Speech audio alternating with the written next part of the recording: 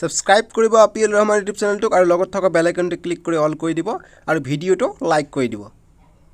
নমস্কাৰ, মই আপিএল ৰহমান আৰু স্বাগতম জনাইছো এই ইউটিউব চেনেললৈ। আজি আমি পঢ়িম নৱম শ্ৰেণীৰ গণিতৰ যেটো অনুশীলনী 1.1 আছে। আমি 1 ৰ পৰা 4 ৰ 3 লৈকে সমাধান কৰিম আৰু লগতে এমসিকিউ আমি সমাধান কৰিম, কিয়নো তোমালোকৰ আগত যেতিয়া এমসিকিউ নাছিলে তেতিয়া অকল অনুশীলনীৰ প্ৰশ্নবিলাক আহিছিলে, কিন্তু এতিয়া কি কৰে যেটো 50% ডেসক্ৰিপটিভ আৰু 50% এমসিকিউ, অৰ্থাৎ তোমালোকৰ 90 নম্বৰৰ পৰীক্ষা হ'ব। যদি 90 নম্বৰৰ ভিতৰত 45টা থাকিব এমসিকিউ আৰু 45 নম্বৰ থাকিব 2 নম্বৰ 3 নম্বৰ কোৱেশ্চন। ঠিক আছে, গতিকে তোমালোকে যেনেকৈ ক্লাস 8 তো মোৰ ভিডিও চাই 50 ৰ ভিতৰত 50 পাইছা পৰীক্ষাত, এইবাৰো যাতে তোমালোকে 90 ৰ ভিতৰত 90 পোৱা। 1 নম্বৰ পৰীক্ষা নহয় মেথছত 10 নম্বৰ তোমালোকৰ প্ৰেক্টিকেল থাকিব, গতিকে 90 ৰ ভিতৰত যাতে 90 পোৱা, সেই কাৰণে মই ধুনীয়াকৈ বস্তুখিনি বনাই দিছো। ঠিক আছে, তো তোমালোকে অনুশীলনী 1 ৰ পৰা লাষ্ট লৈকে চাই থাকিবা। মই যিমানটা চেপ্টাৰ আছে সিমানটা সলিউশন মই ধুনীয়াকৈ বনাই দিম। ইতিমধ্যে R1 আৰু R2 মই কমপ্লিট কৰিছো, তোমালোকে যদি চোৱা নাই চাই লবা, ডেসক্ৰিপচনত লিংক দি আছে। তাৰ পিছত ইয়াৰ পিছৰ অনুশীলনী 1.2 ডেসক্ৰিপচনত লিংক পাই যাবা, নহলে কমেন্টৰ প্ৰথম কমেন্টত পাই যাবা। সো এতিয়া অনুশীলনীৰ পৰা কিন্তু তোমালোকৰ এমসিকিউ বনাই দিয়া, গতিকে কেনেকৈ অনুশীলনীৰ পৰা এমসিকিউ বনাই দিয়া, গতিকে আমি প্ৰথম অনুশীলনীৰ কোৱেশ্চন কেইটা কৰি চাওঁ, তাৰ পিছত আমি এমসিকিউ কেইটা ডিসকাস কৰিম অনুশীলনী 1.1 ৰ। সো আমি 1 নম্বৰ প্ৰশ্নৰ পৰা সমাধানখিনি ষ্টাৰ্ট কৰি দিওঁ। সো আমাক ফাৰ্স্ট অনুশীলনৰ 1 নম্বৰ প্ৰশ্নটো দিছে যে শূন্যটো পৰিমেয় সংখ্যা হয়নে, ইয়াক p/q আৰ্হিত অৰ্থাৎ p আৰু q অখণ্ড সংখ্যা আৰু q not equal to 0 ত প্ৰকাশ কৰিব পাৰিনে। সো গতিকে আমি ক্লাস 7 ৰ পৰা পাইছো যে শূন্যটো পৰিমেয় সংখ্যা হয়, গতিকে 7 ত পোৱা নাই, আমি 8 ত পৰিমেয় সংখ্যা পাইছো, গতিকে শূন্যটো পৰিমেয় সংখ্যা হয়। ইয়াক আমি p/q আকাৰত প্ৰকাশ কৰিব পাৰি, কিয়নো শূন্যৰ তলত একো নাই মানে 1 এটা থাকে। যিকোনো সংখ্যাৰ তলত একো নাথাকিলে আমি 1 বুলি থাকে বুলি ভাবি লওঁ। সো গতিকে যদি তোমালোকে ক্লাস 8 ত যিখিনি পঢ়িছা পাহৰি গৈছা, গতিকে তেনেহলে মই তোমালোকৰ কাৰণে আৰু ধুনীয়াকৈ বনাই আনিছো, কিয়নো ইমান পঢ়া মনত নাথাকে, গতিকে পাহৰি যোৱাটো স্বাভাৱিক। ঠিক আছে, গতিকে প্ৰেক্টিস কৰিবা, তেতিয়া আৰু পাহৰি নাযাবা। সো মই তোমালোকক এবাৰ মনত পেলাই দিওঁ। স্বাভাৱিক সংখ্যা কি হয়, n এৰে বুজাও। স্বাভাৱিক সংখ্যা হৈছে 1 2 3 4 5 6 7 8 9 10 11 12 13 14 16 17 1000 10000 20000 30000 25000 2300 2400 সববিলাকে স্বাভাৱিক সংখ্যা। ঠিক আছে, গৈয়ে থাকিব। তাৰ মানে ডব্লু মানে কি, ডব্লু মানে হৈছে পূৰ্ণ সংখ্যা। পূৰ্ণ সংখ্যা কি, শূন্য এটা থাকে আৰু স্বাভাৱিক সংখ্যা সববিলাকে থাকে, অৰ্থাৎ 1 2 3 4 5 6 7 8 9 10 11 12 গৈ থাকে। এই কাৰণে আমি ডব্লুক 0, n লিখিব পাৰো, অৰ্থাৎ এটা শূন্য থাকে লগতে স্বাভাৱিক সংখ্যা সববিলাকে থাকে। ঠিক আছে, গতিকে আমাক যদি সোধে যে পূৰ্ণ সংখ্যাত স্বাভাৱিক সংখ্যা সববিলাক থাকে না, গতিকে আমি জানো যে পূৰ্ণ সংখ্যাত স্বাভাৱিক সংখ্যা সববিলাক থাকে লগতে শূন্য এটাও থাকে। আকৌ যি পূৰ্ণ সংখ্যাটো আছে স্বাভাৱিক সংখ্যাত নাথাকে, কিন্তু স্বাভাৱিক সংখ্যাত শূন্য নাথাকে। তাৰপিছত আমি পাইছো ক্লাস 7 ত ইন্টিজাৰ পাইছো, গতিকে পাহৰি গৈছা যদি ইন্টিজাৰ কি হয়, অখণ্ড সংখ্যা কি হয়, যে ঋণাত্মক সংখ্যাবোৰো থাকে ধনাত্মক সংখ্যাবোৰো থাকে। ঠিক আছে, পজিটিভ নাম্বাৰও থাকে নেগেটিভ নাম্বাৰ থাকে লগতে শূন্য থাকে, শূন্য ধনাত্মক নহয় ঋণাত্মক নহয়। তাৰপিছত কি পাওঁ পৰিমেয় সংখ্যা পাওঁ। পৰিমেয় সংখ্যাক আমি ভগ্নাংশ ৰূপত লিখো, p/q আকাৰত লিখো, য'ত q not equal to 0। মানে যদি আমি 3 লিখো, 3 তলত একো নাই মানে 1 এটা থাকে, অৰ্থাৎ তলত শূন্য হ'ব নোৱাৰিব। ঠিক আছে, যদি 3/0 লিখো তেনেহলে আনডিফাইন হৈ যাব, এইটো পৰিমেয় সংখ্যা নহব। এই কাৰণে আমি যেটো q অৰ্থাৎ হৰত থাকে q, গতিকে q not equal to 0 মানে শূন্যটো কেতিয়াও তলৰটো কেতিয়াও 0 হ'ব নোৱাৰিব, 1 থাকিব। ঠিক আছে, তাকে আমি পৰিমেয় সংখ্যা বুলি কওঁ। এতিয়া অপৰিমেয় সংখ্যা কাক কয়, p/q আৰ্হিত প্ৰকাশ কৰিব নোৱাৰি। ঠিক আছে, গতিকে থুলমূলভাৱে আমি বুজি ললো গোটাইখিনি। ঠিক আছে, গতিকে 7 8 আমি বুজি পালো। এতিয়া ধুনীয়াকৈ আমি এইবিলাক অংক কৰিব পাৰিম। আমাক যে শূন্যটো পৰিমেয় সংখ্যা হয় নে, ইয়াক p/q আৰ্হিত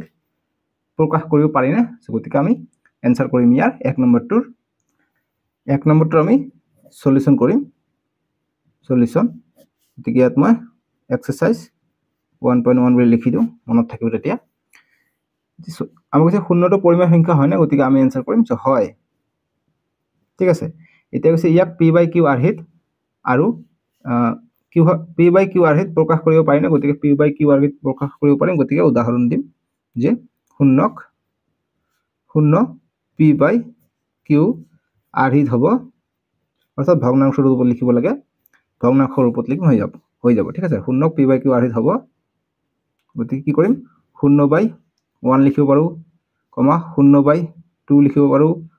0/3 লিখিব পাৰো, 0/1000 লিখিব পাৰো, 10 লিখিব পাৰো, 100 লিখিব পাৰো, যি লিখা তথাপি এইটো শূন্য হৈ যাব। গতিকে এইকেইটা হৈ যাব ইয়াৰ p/q আৰ্হি। এইকেইটা হৈ যাব, এক্সাম্পলো দিব পাৰি। ঠিক আছে, তেতিয়া আমি 2 নম্বৰটো কৰিম। এতিয়া আমাক 2 নম্বৰ প্ৰশ্নটো দিছে যে 3 আৰু 4ৰ মাজত থকা 6টা পৰিমেয় সংখ্যা উলিয়া গতিকে 3 আৰু 4ৰ মাজত 6টা পৰিমেয় সংখ্যা আমাক ওলাবলৈ গৈছে গতিকে আমি 2ৰ সলিউশন কৰিম গতিকে 3 আৰু 4ৰ মাজত 6টা পৰিমেয় সংখ্যা ওলাব গৈছে যাক পৰিমেয় সংখ্যা মানে p by q আৰ্হিত আমি প্ৰকাশ কৰিব পাৰি অৰ্থাৎ যিকোনো এটা পূৰ্ণ সংখ্যা হলে হল ঠিক আছে গতিকে আমি 3 আৰু 4ৰ মাজত পূৰ্ণ সংখ্যা সমান সমান লিখিম 3 আৰু 4ৰ মাজত একো পোৱা নাই গতিকে আমি কি কৰিম যে এইটো আমি ভগ্নাংশ ৰূপত লিখিম ঠিক আছে গতিকে আমি কমা দি দিম কমা দি 3 ওপৰত লিখিম 4 গৈছে 4টো আমি তলত লিখিম ঠিক আছে এনেকৈ লিখাৰ পিছত আমি কি কৰিম ইয়াত তলত একো নাই মানে কি 1 আছে গতিকে এইটো পৰিমেয় সংখ্যা যেহেতু গতিকে ইয়াত তলত একো নাই মানে 1 টা আছে গতিকে যেহেতু ইয়াৰ মাজত গ্যাপ একো নাই গতিকে গ্যাপটো আমি বনাই লোৱাৰ কাৰণে আমি এক্সট্ৰাকে আমি পূৰণ কৰি দিম ঠিক আছে গতিকে আমি গ্যাপটো বনাৰ কাৰণে আমি এই 1 লসাগু কিমান হৈ যায় এনেকুৱা অংক আমি কৰিছিলো যদি পাহৰি গৈছে আকু চোৱা গতিকে কি কৰিম ইয়াত 10 দি পূৰণ কৰো ঠিক আছে 0 দি ইয়াত পূৰণ কৰো গতিকে ইয়াত 0 এটা দিব লাগিব ঠিক আছে গতিকে 10 গতিকে এইটো যদি বুজা নাই মই 0টো কাটি দিও ইয়াত কৰো 3 by 10 দিছে গতিকে আমি এটা এক্সট্ৰা এটা 10 দি দিও ঠিক আছে এক্সট্ৰা এটা 10 দি পূৰণ কৰো তলকো আমি এক্সট্ৰা এটা 10 দি পূৰণ কৰো 4 আছে 1 আছে আমি এক্সট্ৰা 10 দি পূৰণ কৰো গতিকে কিয় আমি 10 এৰে পূৰণ কৰিলো কাৰণ ইয়াৰ মাজৰ সংখ্যা কেইটা লাগে ঠিক আছে গতিকে 3 আৰু 4ৰ মাজত পূৰ্ণ সংখ্যা কি লিখিছে পৰিমেয় সংখ্যা এইটো গতিকে 1 পূৰণ 10 10 3 পূৰণ 10 30 হৈ যায় আকৌ 4 পূৰণ 10 40 1 পূৰণ 10 10 হৈ যায় গতিকে আমি 10 কিয় লিখিলো বেলেগ সংখ্যা কিয় লিখা নাই আমি যদি 2 লিখিলো হয় 2 পূৰণ 3 6 হৈ গল হয় আৰু ইয়াত যদি আমি 2 লিখিলো হয় 2 পূৰণ 4 8 হৈ গল গতিকে 6 আৰু 8ৰ মাজত এটাহে পালো হয় গতিকে এই কাৰণে আমি 10 লৈছো 20 লব পাৰা 30 লব পাৰা কৰিলে তোমালোকে বহুত কেইটা পাবা তাৰে ভিতৰত আমাক 6টা লিখিব গৈছে গতিকে 6টা আমাক লিখিলে হৈ গল 10 দিলে আমি 6টা ওলাই যাব সেই কাৰণে আমি 10 লৈ ললো ঠিক আছে আৰু দীঘল নকৰিলো এতিয়া 10 ভাগৰ 30 আৰু 10 ভাগৰ 40ৰ মাজত আমি 10টা পাই যাম ঠিক আছে 8টা পাই যাম গতিকে 6টা লিখিব লাগে গতিকে লিখো অতএব সংখ্যা কেইটা হ'ব বা লিখিব পাৰা যে 3 আৰু 4ৰ মাজত পৰিমেয় সংখ্যা 6টা হ'ব পৰিমেয় সংখ্যা 6টা হ'ব পৰিমেয় সংখ্যা 6টা হ'ব কি পালো আমি 30 আৰু 40ৰ মাজত কি পাম 31 by 40 এটা পাম 32 by 40 এটা পাম 33 by 40 পাম 34 by 40 পাম গতিকে 35 by 40 পাম 36 by 40 পাম 37 by 40 পাম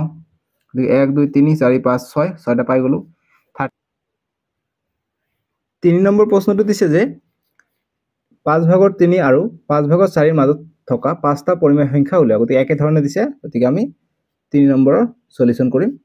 গতিকে আমাক দিছে কি 5 ভাগৰ 3 আৰু দিছে কি আমাক 5 ভাগৰ 4 দিছে গতিকে হৰ কেইটা সেমে আছে লব কেইটা বেলেগ বেলেগ ওপৰটোক লব বুলি কয় তলৰটোক হৰ বুলি কয় যদি হৰ কেইটা একে থাকিলে ডাইৰেক্ট আমি পূৰণ কৰি দিলে হৈ যায় আৰু যদি হৰ কেইটা একে নাথাকে আমি লসাগু লব লাগে আমি জানো গতিকে আমি যিকোনো সংখ্যা পূৰণ কৰি দিব পাৰো গতিকে আমি এইবাৰ আমি 10 এ পূৰণ কৰি দিও ঠিক আছে 10 পূৰণ কৰি দিলে আমাক 5টা কৈছে 10 পূৰণ কৰিলে আমি 8টা মান পাই যাও সেই কাৰণে আমি 10 কৰি দিছো ইনটু 10 তোমালোকে বেলেগ সংখ্যা পূৰণ কৰা 8 কৰি সত ভাবি আহিব आंसर গতিকে 5 পূৰণ 10 50 হৈ যায় আৰু 3 পূৰণ 10 3 10 গুণ 30 আকৌ 5 পূৰণ 10 50 4 পূৰণ 10 40 ঠিক আছে এটা 30 আৰু 40 এৰ মাজত পাই যাম সতি লিখিম অতএব 5 ভাগৰ 3 আৰু 5 ভাগৰ 4ৰ মাজত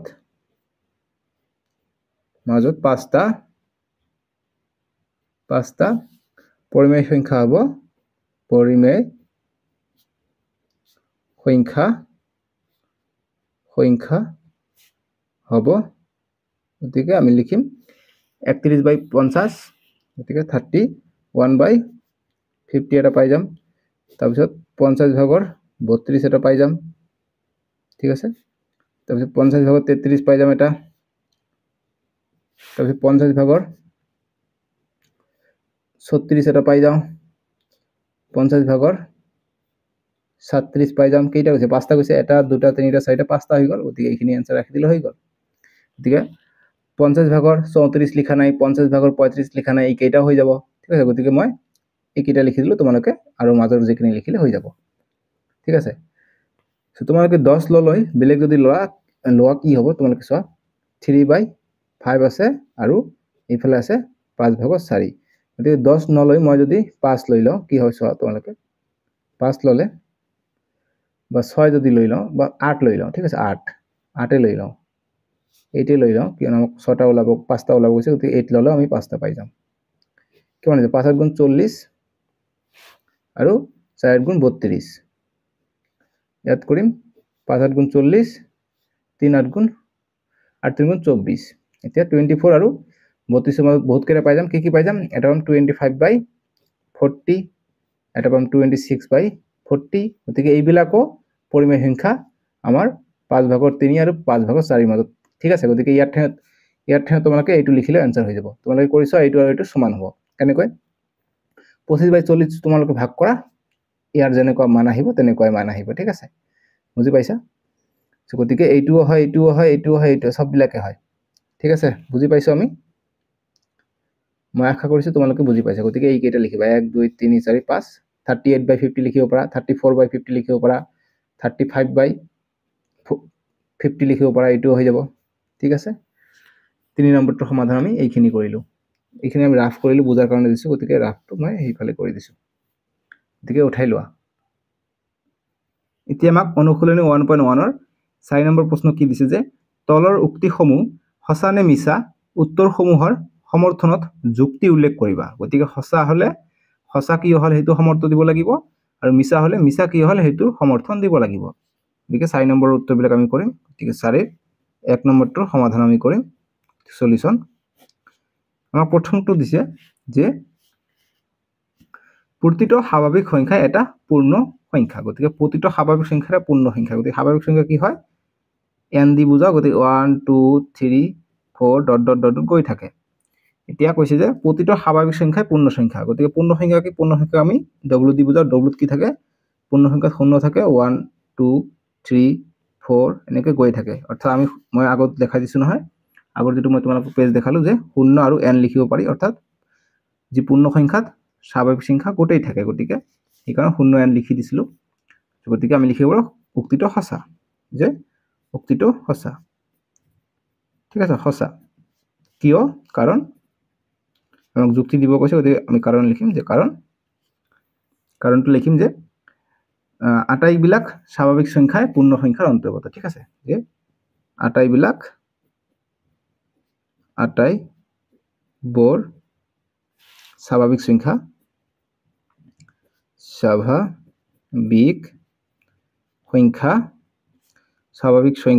পূৰ্ণ সংখ্যাৰ অন্তৰ্গত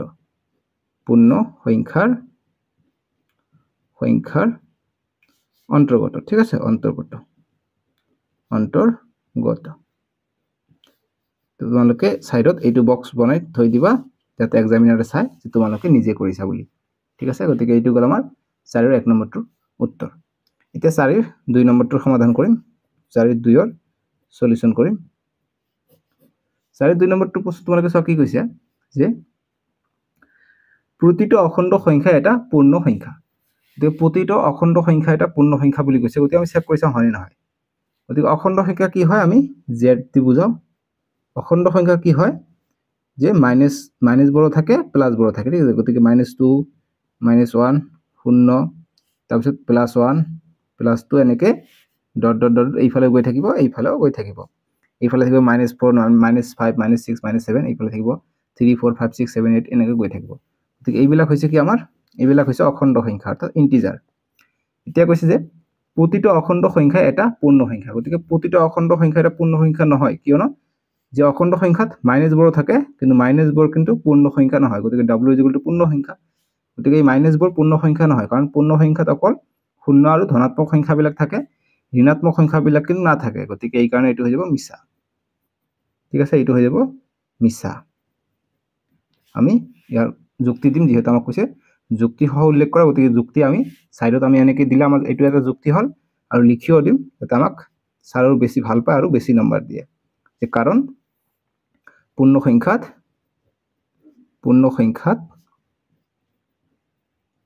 সংখ্যাত ঋণাত্মক সংখ্যাবোৰ নাথাকে ঋণাত্মক সংখ্যা নাথাকে ঠিক আছে সংখ্যা নাথাকে ঠিক আছে আমি এনসারটো পাই গলো এতিয়া 4ৰ 3 নম্বৰ প্ৰশ্নটো দিছে যে প্ৰতিটো পৰিমেয় সংখ্যা এটা পূৰ্ণ সংখ্যা সো গতিকে এইটোৰ আমি সমাধান কৰিম এনসাৰ কৰিম সলিউশন কৰিম কি মিছা কিয়নো যি 2/1 আছে 2/1টো কি পৰিমেয় সংখ্যা কিন্তু 2/1টো পূৰ্ণ সংখ্যা নহয় কিয় কাৰণ আমি জানো যে পূৰ্ণ সংখ্যা এটাৰ হৰত কি থাকে 1 থাকে 1তকৈ বেছি হ'ব নোৱাৰে সো গতিকে 2 যদি থাকে 2টো কি হৈ যাব পৰিমেয় সংখ্যা হ'ব কিন্তু পূৰ্ণ সংখ্যা নহব এই কাৰণে আমি কাৰণটো লিখিম সমাধানটো লিখিম এনেদৰে 4/3 যে মিছা কাৰণ 2/1 এটা পৰিমেয় সংখ্যা কিন্তু 2/1 পূৰ্ণ সংখ্যাত অন্তৰ্ভুক্ত নহয় 4ৰ 3 নম্বৰ লৈকে আমি কৰিলো এতিয়া আমি এইটো অনুশীলনীৰ যি এক্সাৰসাইজ আছে এক্সাৰসাইজ 1.1 আমি এমসিকিউ কেটা চাম ইম্পৰ্টেন্ট এমসিকিউ ঠিক আছে এমসিকিউ কেটা ইম্পৰ্টেন্ট হ'ব তোমালোকৰ পৰীক্ষাত আহিব সো এইটো অনুশীলনীৰ পৰা এনেকৈ এমসিকিউ আহিব যে তলৰ কোণটোক p/q আকাৰত প্ৰকাশ কৰিব নোৱাৰি অৰ্থাৎ p/q মানে কি q not equal to 0 গতিকে ইয়াত সাইডত এটা আৰু এটা কথা লগাই দিব লাগিব যে q not equal to 0 অৰ্থাৎ পৰিমেয় সংখ্যা বুলি কৈছে তলৰ কোণটো পৰিমেয় সংখ্যা নহয় বুলি কৈছে সো অখণ্ড সংখ্যাবোৰ পৰিমেয় সংখ্যা হয় শূন্য পৰিমেয় সংখ্যা হয় আমি 1.1 এক নম্বৰ কোশ্চেনটো পালো তাৰপিছত √2 পৰিমেয় সংখ্যা নহয় √25 পৰিমেয় সংখ্যা হয় কেনেকৈ √25 আমি 5 * 5 কৰিব পাৰো অৰ্থাৎ ৰুটৰ ভিতৰত দুটা থাকিলে এটা আমি বাহিৰত লিখিব পাৰো অৰ্থাৎ 5টো কি 5টো পৰিমেয় সংখ্যা ইয়াক আমি p/q আৰ্হিত প্ৰকাশ কৰিব পাৰি কিয়নো ইয়াত একোনেমান 1 আছে অৰ্থাৎ এইটোও হৈ যাব অৰ্থাৎ অপচন এ হৈ যাব ইয়াৰ উত্তৰটো √2ক আমি p/q আৰ্হিত প্ৰকাশ কৰিব নোৱাৰি বা √2 হৈছে অপৰিমেয় সংখ্যা এইটো পৰিমেয় সংখ্যা নহয় ঠিক আছে কেনেকৈ এমসিকিউ বনাই দিছো দেখিছা এনেকৈ তোমালোকৰ পৰীক্ষাত কিন্তু এমসিকিউ আহিব তাৰপিছত 2 নম্বৰ এমসিকিউটো মই দিছো তোমালোকে চোৱা যে 3 আৰু 4ৰ মাজৰ পৰিমেয় সংখ্যা নহয় গতিকে কোনটো ইয়াত কথাটো এটা উল্লেখ কৰিব লাগিব যে কোনটো 3 আৰু 4ৰ মাজৰ পৰিমেয় সংখ্যা নহয় গতিকে আমি অংক কৰিলো 2 নম্বৰটো এইটো অংক কৰিলো আমি গতিকে ইয়াৰ পৰা দেখিছা কেনেকৈ এমসিকিউ বনাই দিছে ঠিক আছে গতিকে 3 আৰু 4ৰ মাজত হলে কি হয় 31 কি পালো 31/10 32/10 31 ৰ পৰা 39 লৈকে পাও গতিকে কি আছে 31 আছে এইটো হ'ব 33 হ'ব 34 হ'ব গতিকে 40/10 টো নহব কিয়নো আমাক কৈছে যে 3 আৰু 4ৰ মাজত অৰ্থাৎ এই 4ৰ মাজত থাকিব লাগিব গতিকে 40 হলে এই 4ত হৈ গল গতিকে 4ৰ মাজত থাকিব লাগিছিল 39 লৈকে হয় গতিকে 40 লৈকে নহয় গতিকে অপচন ডি হৈ যাব ৰাইট আনসাৰ দেখিছা কেনেকুৱা ধৰণৰ অপচন আহে পৰীক্ষাত এতিয়া আমাক এমসিকিউ নম্বৰ 3 টো দিছে যে তলৰ কোনটো উক্তি সত্য কোৱা গতিকে কোনটো উক্তি সত্য আমাক ক'বলৈ কৈছে গতিকে তোমালোকৰ যি অনুশীলনী 1.1 আছে 1.1 ৰ 4 নম্বৰৰ এইবিলাক উক্তি মই উঠাই দিছো ইয়াৰ পৰা কিন্তু কোশ্চেন আহে গতিকে 1 নম্বৰ উক্তিটো মই এইটো দিছে যে প্ৰতিটো পৰিমেয় সংখ্যা এটা পূৰ্ণ সংখ্যা এইটো দিছে 1 নম্বৰ উক্তি যে প্ৰতিটো পৰিমেয় সংখ্যা এটা পূৰ্ণ সংখ্যা গতিকে এইটো অসত্য গতিকে সত্য কোনটো হেতু আমাক ওলাব কৈছে তাৰপিছত বি নম্বৰ দি আছে যে প্ৰতিটো স্বাভাৱিক সংখ্যা এটা বাস্তৱ সংখ্যা গতিকে এইটো হয় প্ৰতিটো স্বাভাৱিক সংখ্যা বাস্তৱ সংখ্যাৰ অন্তৰ্গত কিয়নো বাস্তৱ সংখ্যাত সকলো সংখ্যা থাকে পৰিমেয় অপৰিমেয় অখণ্ড তাৰপিছত যিমানখিনি সংখ্যা আছে সববিলাকে গতিকে বি হৈ যাব ইয়াৰ শুদ্ধ উত্তৰ বাকি সি যেটো আছে সিটো শুদ্ধ নহব কিয়নো সি কৈছে কি